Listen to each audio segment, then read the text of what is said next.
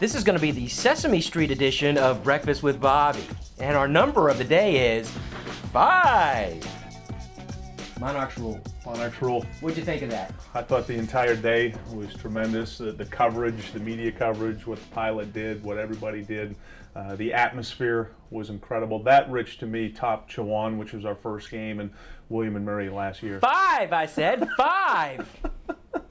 5 touchdown passes by right? Taylor Heineke. You all right there, repeat? I'm sorry, it's Sesame Street Day, man. 5 touchdown passes, new school record.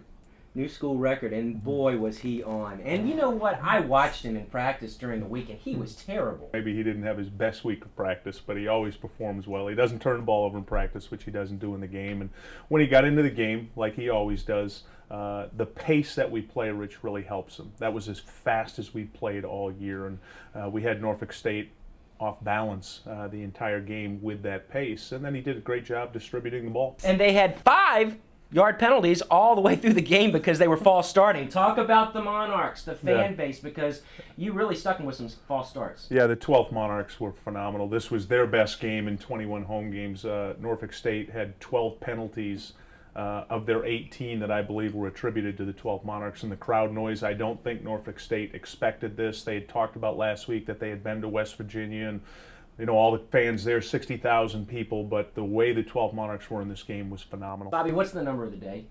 I believe it's 5 you're stuck on. And you have 5 wins against in-state opponents.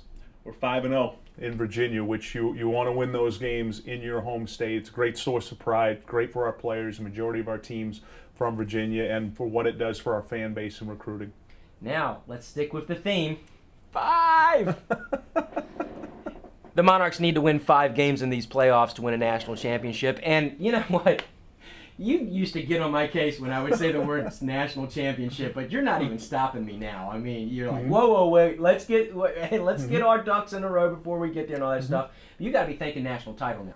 Yeah, when you're in this tournament, we were one of 20 teams to start it. Now we're in the round of 16. That has to be your goal as a program. It's not just to perform well and win a game or just put on a good performance. It's to win the national championship, and that's our goal as a program. I would like to say 5 one more time, but I have to say 6. That's how many national titles Georgia Southern has won. We're talking about a good program.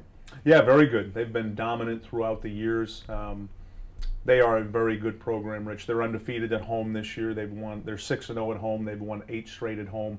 But we're a very good road football team. We're 4-1 on the road this year, having won 4 straight, and our kids are going to go there with the expectation to win and move on. And guess what, guys? It happens in 5 days. I had one more in me, okay? Bum. Ladies and gentlemen, he'll be here all week. Breakfast with Bobby. That's Bobby Wilder. I'm Rich Radford. Monarchs rule.